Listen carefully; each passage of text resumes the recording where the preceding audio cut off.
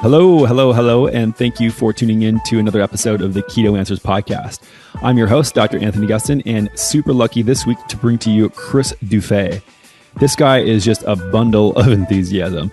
He has an incredible story. We talk a lot about his before and after photos and how he's radically changed his body composition, but not only that, his story about how nutrition was, for him, so much more than that.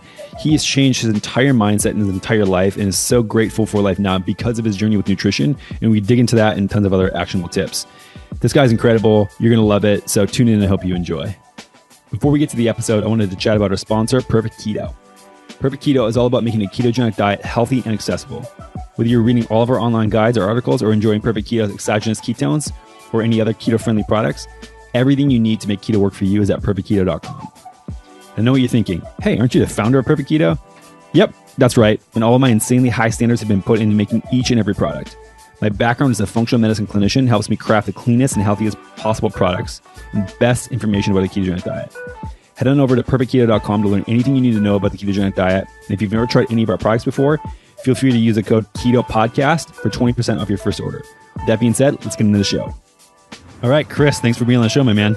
Thank you so much for having me. I'm really happy to be sitting down here with you. Here in beautiful Santa Monica on the little boardwalk. I feel for all you listeners right now because we are looking at a fantastic view, so hopefully we deliver as well. It's beautiful. So I wanted to start, you are a very impressive physical specimen. Yeah. And a very fit guy. And I thought you'd always been that way. Not until recently I saw one of your Instagram posts where it was kind of like a before and after photo. Yeah. I was like, holy shit, this guy's been through some stuff. And so I just wanted to chat and get your story firsthand, that before photo to the after photo. Okay, so I was a very overweight child, teenager especially. It really affected my self-esteem, how I thought of myself, looked at myself, how I felt in the world, where my place was. It really sucked. Like, really looking back at my childhood, it was one thing that was really bad. I was always athletic. I always played sports. But again, looking back, I was held back with how good I could have been as an athlete because of my weight. And it simply just stemmed back to bad eating. It was just really poor eating habits, overeating, binge eating, and a bad relationship with food. So that stemmed throughout the end of school. Then I finished school. I got a 9-to-5 job, like managing stuff. I hated it. The 9-to-5 world is not for me. Just quickly found that out. And then I started to train. I got back into the gym. I joined a gym with a mate. Then I tried to figure out how to lose weight. And I'm sure as so many listeners could vibe with me right now. You can try all the different diets. You can try so hard. You can, count the calories, cut the carbs, do the workouts, pound it away, not see the results that you want. And it was very frustrating for me. Finally, I started to figure out what happened. That photo you saw was actually interesting because that is very deep into me. I was a personal trainer there for still 3 to 4 years, I would say, at that point.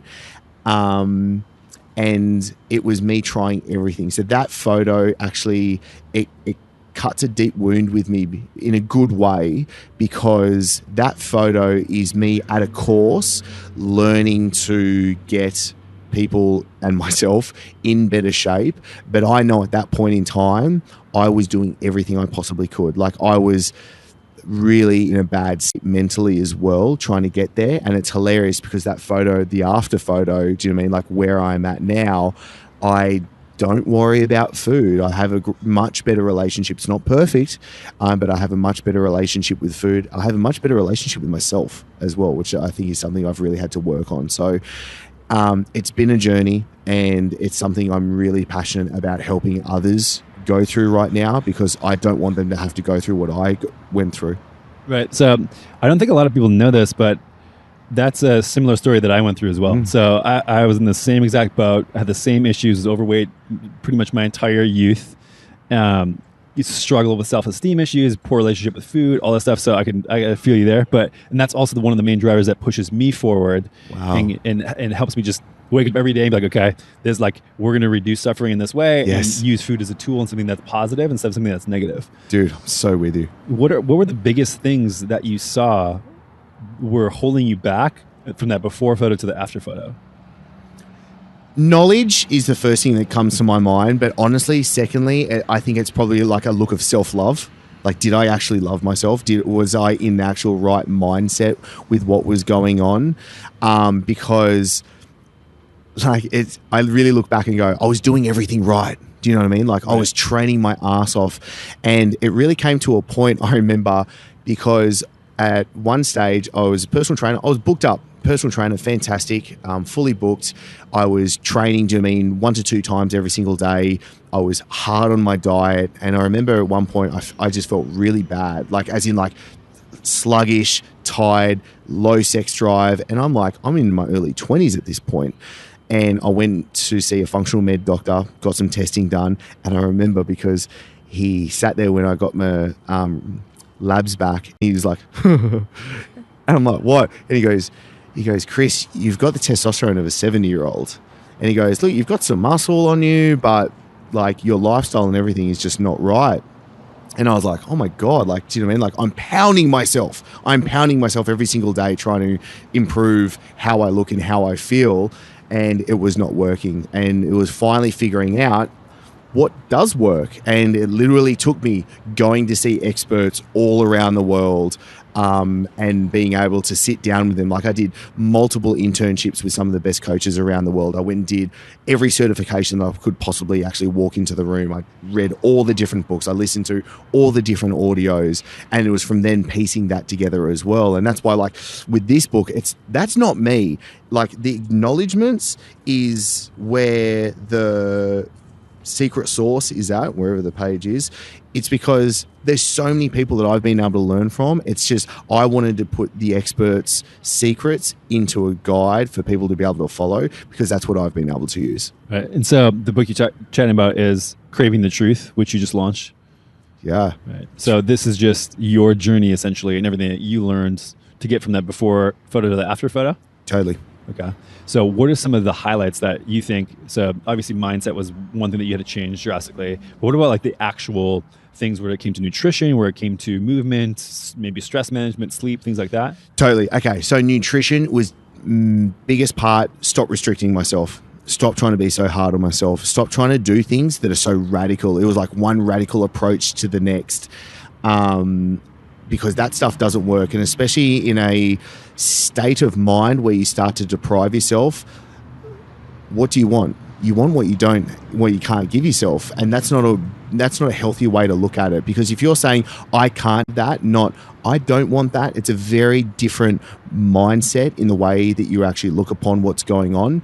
So firstly, I've been able to find a way where I really enjoy food. I really enjoy the way that I train now. And like even still, like say going through that journey, even competing as a fitness model, my last competition, like I wouldn't call myself bulimic, but there was periods where, you know what, I ate so much food and then I threw up after, and it switched in my head. I went, oh, hang on. I was able to enjoy that food, but I'm not going to suffer the consequences of everything that I just piled down. That was a sickening thought. That was really bad of me. So it was being able to learn, okay, how do I actually treat food and how do I look upon it first? What is it that I need to be eating that makes me feel good? How do I actually thrive on a day-to-day basis, and what's going to change my physique at the same time?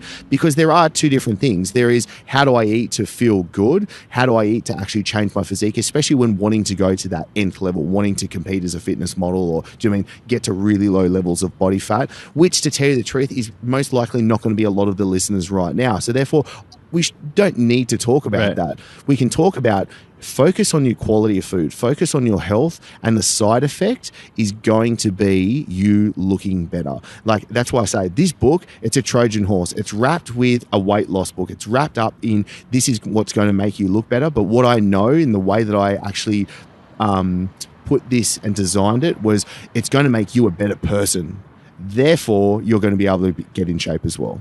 Right. I think this is a good point that when you focus on health, a lot of the physique stuff kind of came. Obviously, there was some fine tuning at the end when you were competing and everything. But the same type of thing goes with, let's say, a job or a business, where if your goal is money, you're going to have a lot of missteps and you're going to mess up a lot. But if your goal is to just provide value and help people, that will come as a side effect. And I think if you think about the way where you're trying to help yourself and get healthy, then a lot of the things that you kind of want as a side effect will come effortlessly. Totally. So what are some of the things you said, like food quality, for instance? What were you doing before that you had to change to get to that kind of after health perspective? I think looking at foods just to say like a calories perspective, definitely top line. And then like you can go one level deeper and say just looking at things that say like macronutrients.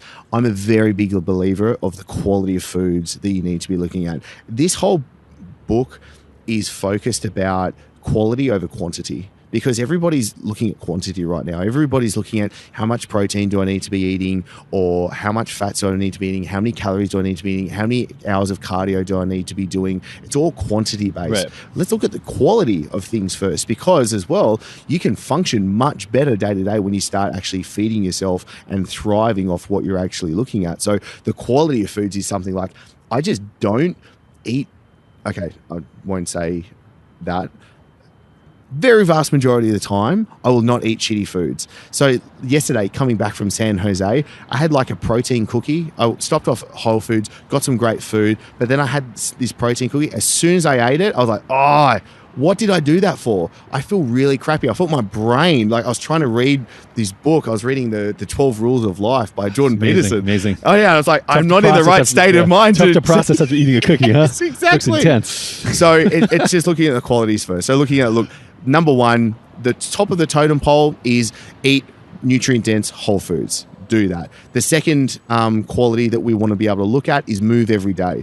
If that's weight training, if that's Zumba, if that's going for a walk, if that's gymnastics training, if that's CrossFit, doesn't matter. We need to be moving every single day. The next level under that is actually bridge the nutrition gap. And that's where we do need to use supplements, but they are a supplement as well. Do you know what I mean? So it's not the main focus, but it's shown we can't get the actual quality of our nutrition from our foods simply from farming practices. At the end of the day, it's a lot lower quality. And then fourth level, upgrade your lifestyle. And that's where we really look at sleep and stress.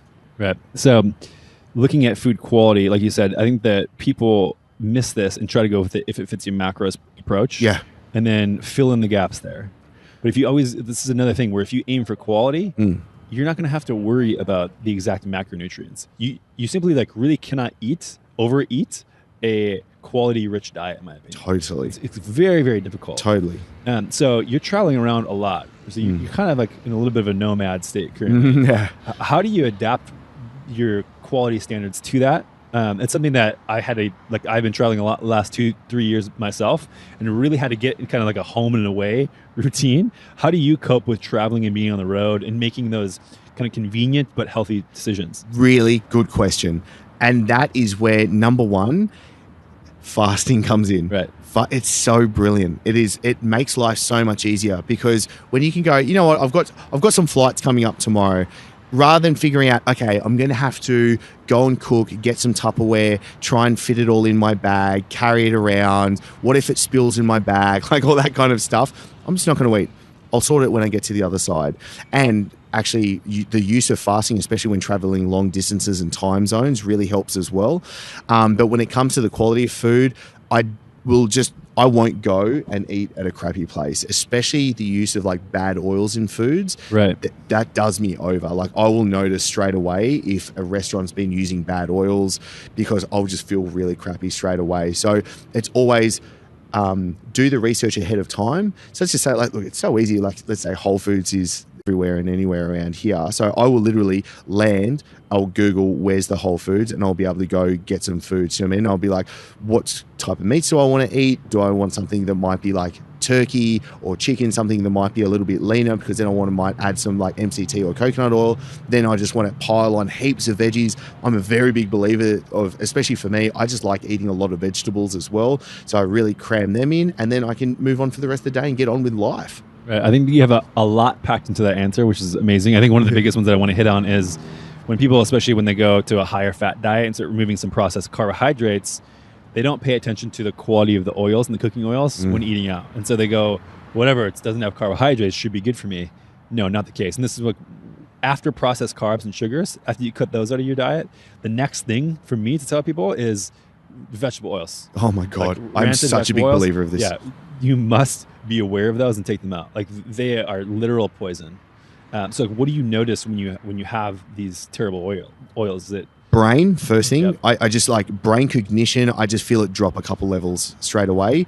After that, I just feel a bit crook in my guts. And I'm just like, I don't know what, like, I think it's more of a like intuitive, my gut, my second brain is telling me, Chris, you did bad. Like, do you know what I mean? Choose better next time.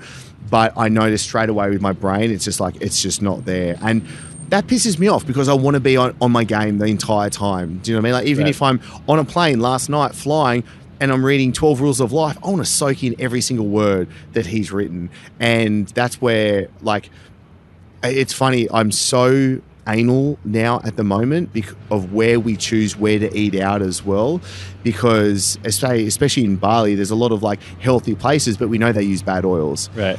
And there's been a lot of times where we might have eaten out at a restaurant and my wife and I were like heading home after it. And I'm like, we kind of like look at each other and I'm like, ugh, I don't feel great after that. And we know that's the problem. But it's supposed to be healthy. I mean, one of the things you can do to get around that's that I've started to be that annoying guy at a restaurant, but just asking, what are you cooking this with? Yes. Or going back to another point of yours, choosing things that just aren't going to have that. And so you said, if you get lean meats, you don't have to really worry as much about the quality of the meat because most of the good in the meat and most of the bad in the meat is in the fat.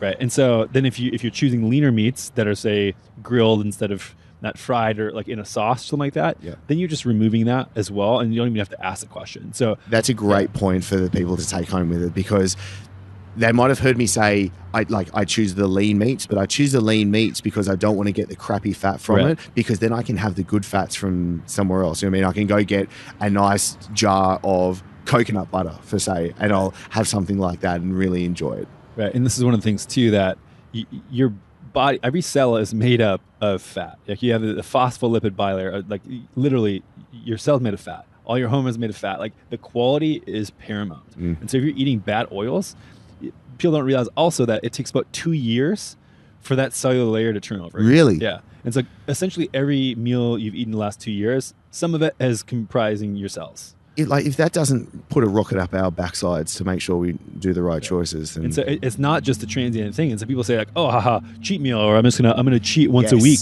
Yes. Well, once a week for 2 years, you're gonna have some of that you're gonna incorporate into your body. Like your body uses the food you eat as building blocks. It's as simple as that. One of the chapters in the book is, I called it the death of cheat meals, and it's something I've a lot of people kind of want to kick back against, but there was 2 reasons why I just don't like cheat meals, especially for the general population, which is 99% of the people. One, the psychological aspect of it, the use of our words so powerful. Right. And if we're saying I'm having a cheat meal, there's a lot of bad energy that can come behind that and therefore go into the choices of what you're going to have. But also, if you're choosing things that have just got really bad fats in it, which is a lot of the time what people are going to be choosing when they go through a cheat meal, you're just doing yourself over. And it's not about, the carbohydrate or the fat composition of the food. It's the quality of the food again. Right. And so that was another great point. As well, you said you use fasting a lot, which can be intimidating for some people who have never tried it before. And especially if you're coming from a higher carbohydrate place and have never done like a low carb, a ketogenic diet, it can be very hard because your body just does not have the machinery to switch over to using fat for fuel. But that's something that I've used a lot in the past while traveling, is especially on longer flights. Like you said, I've noticed that if I do exogenous ketones and fasting for a 16-hour flight, no jet lag. And then if I get up in the morning and just do a really intense workout, over it in a day. No problems. Totally with you. And so there's actually a lot of research showing that your mitochondria handle that much, much better. And that's one of the things that, there's lower quality oxygen on planes. I mean, you don't have quality water, you don't have quality food. And so it's just a big burden on your body. So it has to recover from that stress. And so taking that stressor away and letting your body just basically clean up itself is a good way to mitigate a lot of that stuff while traveling. When did you start using fasting as a tool? Like this morning, we met at a coffee shop before and asked if you want anything. Nope, fasting. I'm good to go. It's funny. So when kind of the whole like intermittent fasting thing came out, like especially when I was a personal trainer, a couple of the people I was learning from, anyway, I was totally against it. I was like, fasting. Are you kidding me? I'm going to lose all my muscle. Hours, right? Yeah, exactly. Like I'm going to stoke my metabolism. Anyway, that's a bunch of hogwash and a complete lie. I've been using fasting very often. 3.5 years now. And I've probably been using a little bit longer form fasting, so do like a 24-hour once a week now for about a year now as well. So intermittent fasting has been in there, but again, I call it like the anti-douche way to intermittent fasting. I don't say, okay, I'm going to do a 18-hour fast. It's an arbitrary number that I've just pulled out of thin air. Right. If let's say last night, I say my two daughters, maybe they had a really bad sleep. Maybe they kept us up, okay? So therefore, I've got a higher stress level going into the next day. So that means my body isn't going to be able to tolerate certain things in certain environments and certain stresses, such as fasting, that next day as well. So if I become really cranky, angry, hangry, some people call it as well. Like if I'm just not a great person, I feel myself drop down and I'm like, I need to eat. I'm just going to eat. I'm going to get on with my day. Again, other days I might just be like, you know what? I'm not hungry. I'm just going to keep on going right now. And therefore I choose it. So there's not an exact hour that I kind of stick to. Again, when it comes to people getting into this, just like I said, some people might freak out when we say fasting. I like people starting off with a 10-hour fast. So I simply say, okay, let's say your last meal of the day is 8 p.m. Let's work backwards right now. We go 8 p.m. Your first meal is going to be at 10 a.m. right now. Let's just use that and eat as many meals as you want. I don't care if it's 1 or if it's 6. You eat with your hunger, especially if you're looking at the quality of the foods that you're eating as well. If you stick to, I'm eating nutrient whole dense foods, and you're using the right portions between those meals, let your hunger tell you. At the start, it's not going to be 100% because people aren't going to be in tune with them, and that's perfectly fine because this isn't about giving you a diet that's like, here you go, follow this for the rest of your life. I want to teach you how to fish. I want you to figure out what's best going to work for your body because it's always going to change. Yeah, and I think you make a good point too about being in tune with your body and having that intuition of, oh, I actually am hungry. Yeah. Or I'm not hungry, and just listening to that and not letting societal expectations of breakfast, lunch, dinner, and snacks fill your life. And so, in my opinion too, I've seen this with my patients and just with tons of people, is that when you don't eat real food, your body cannot tell if you're hungry. Like it does not know what it has or what it needs. And it's pretty magical system when you switch over to eating real food. You're just like, oh, I'm not hungry, especially when you go to the higher fat spectrum of things. Yeah. And that's the same way I approach it too. Everyone wants to answer like, well, should I do 18 hours? Should I do 16 hours? Should I do 20 hours a day? It's like my approach day to day is kind of the same thing. I generally fast in the morning until whenever I'm hungry. Yeah. And so a lot of times that looks... How freeing is that? Yeah. It's just like, it's liberating at the end of the day. Yeah, it's great. And so a lot of times for me, that looks like, so I work out maybe like 1 or 2 p.m. Yeah. And it's after that, I have like a big salad or a big smoothie with tons of vegetables and tons of fat. And that's when I usually break my fast. Yep. If I'm hungry before that, then I eat before that. But I'd say like maybe 4 to 5 days a week, it looks like that, where I mean, maybe I have some fat in the morning. Like I had a butter coffee with MCT oil and butter this morning, just to tie me through a bunch of interviews today. But other than that, I'm not hungry. I probably won't be for a good period of time. I'm totally with you. So you're talking about moving every day. What is your preferred way of like getting people on track with that and getting that habit started in the beginning? So I break movement down into like 2 main forms. There's like what we call metabolic resistance training, which is simply like your weight training. And then there's also what I call like yin movement, which is like the yin to your yang. So I'm a huge fan of walking. So whether it's going out for a walk, whether it's taking your dog out, whether it's taking your kids out for a play, whether it's going for a surf, going for a hike, going for a bike ride, doing something that's actually enjoyable, but I'm not classifying that as cardio. I'm not classifying that as training. Like when I go for my morning walks, I'm stumbling along listening to an audiobook. Do you know what I mean? Like there's nothing strenuous going on right now. So there's a lot of great factors. Yes, you're going to be churning through some energy. You're going to be being able to balance out your blood sugars. You're going to be able to actually have better stress management as well. But then when it comes to training, I think your metabolic resistance training, your weight training is going to be your biggest bang for your buck. Start with 3 times a week. Half an hour, 3 times a week, and we can build upon of that. It's easy. It doesn't need to be complicated. You don't have to be going to the gym if you don't have to, like all those things. But again, you need to be doing some sort of resistance style training as well. Because I feel like if somebody's wanting to be able to improve their physique and improve their body and their health and their mind, then that's going to give you the best results. What type of movements do you like for resistance training?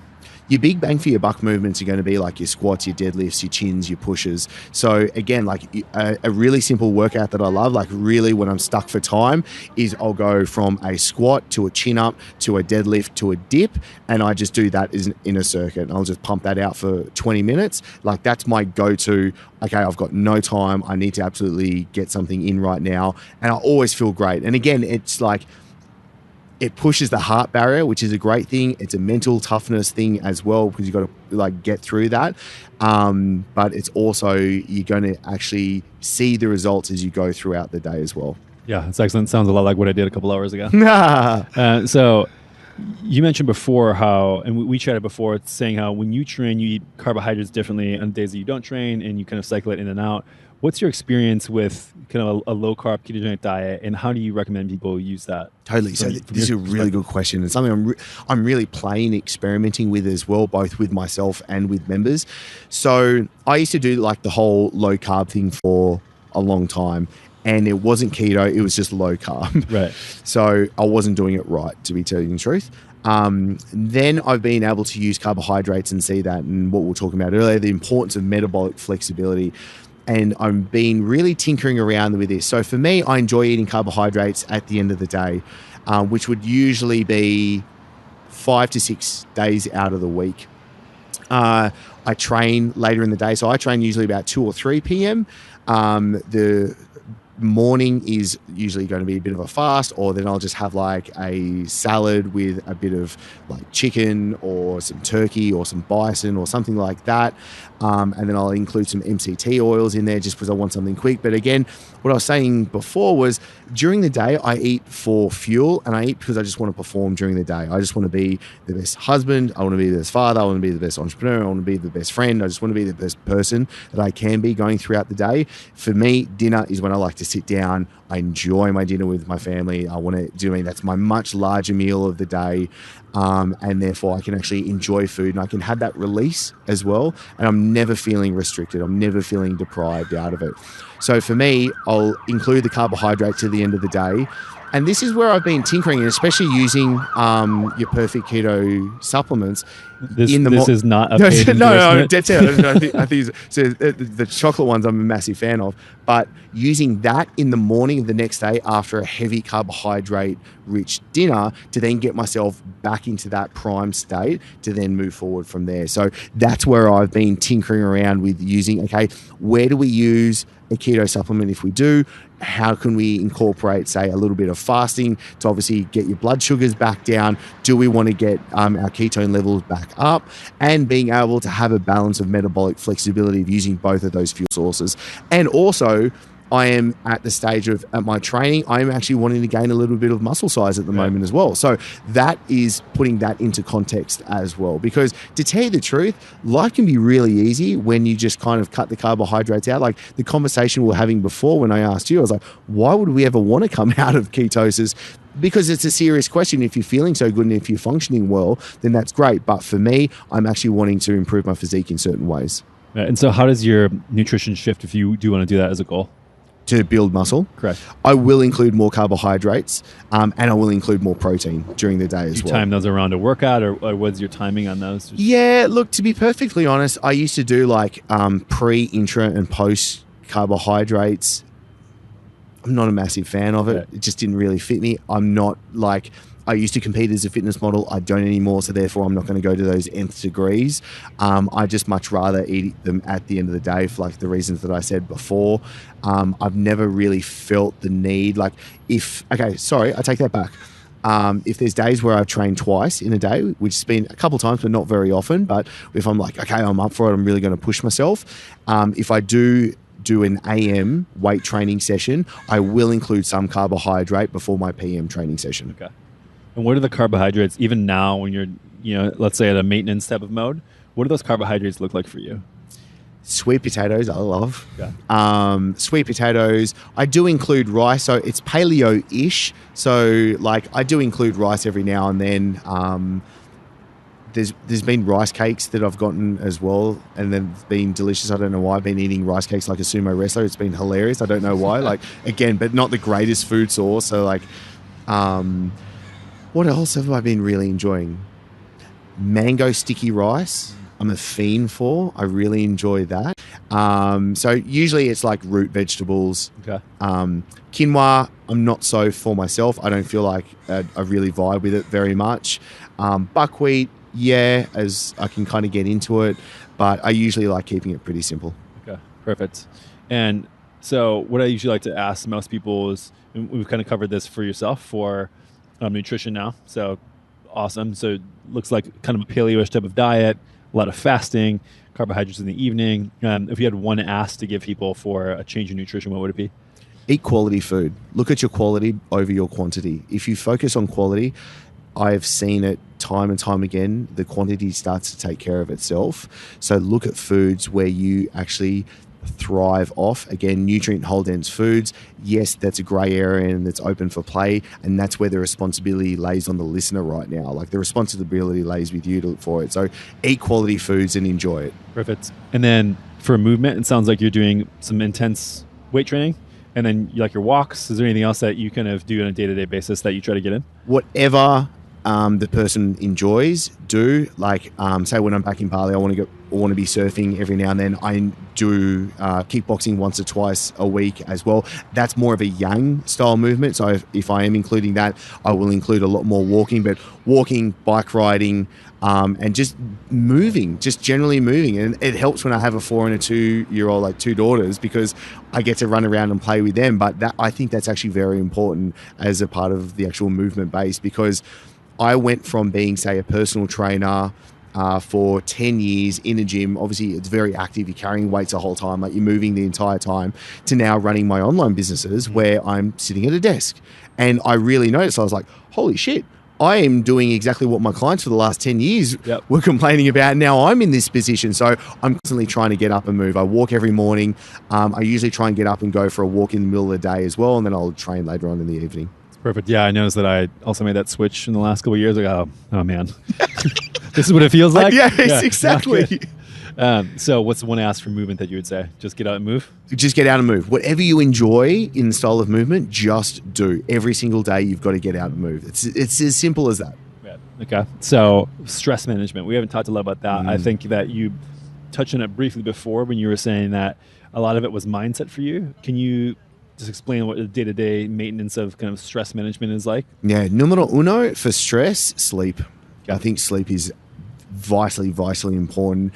To have a great day, finish the day before well. And so I'm a really big believer of having a wind down routine now going into sleep. So being able to, yes, your bedroom should be pitch black. It should be cool. There should be no noise. I think having like a bat cave for a bedroom, very important.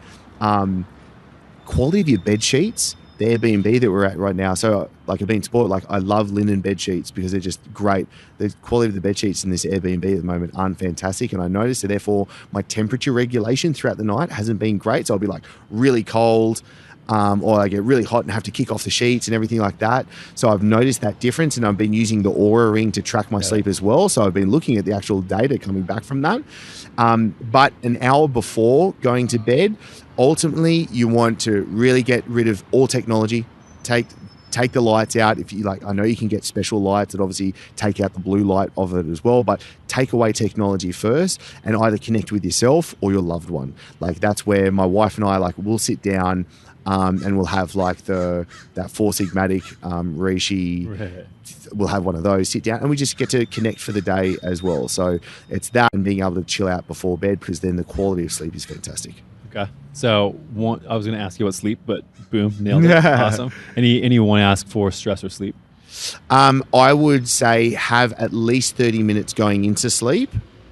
No technology. Okay. No tech. No phone, no iPad, no TVs, nothing. Yeah, it's a tough ask for people to do that a lot of times. And what I usually recommend is... Isn't that scary, though? That we're that connected to the technological devices? Like, come on. Like, 30 minutes before bed. Like, chill out. Right. Do you know what I mean? Like, your notifications can wait for tomorrow. Yeah. So I usually plug my phone in to charge downstairs in my house and then go upstairs like an hour before I would want to be asleep. Yes. And then read. Yep. So I read on a device, but Yeah. I don't, it's on airplane mode. Yep. So I don't mess with it. We and actually, that's the thing. It's not going to be 100% perfect. Right. Do you know what I mean? Like, and that's the thing as well. I feel like a lot of people, if it's not perfect, they just don't do anything at all. And it's just like, let's just take small steps together. Do you know what I mean? If it's 30 minutes and you're just getting off your technological devices, cool. You're doing a fantastic thing. We can make progress later. one of the hot tips I'd like to throw out there about sleep that has changed dramatically for us. Like you said, lights getting, like, I know people wear the glasses and all this type of stuff that block the blue light.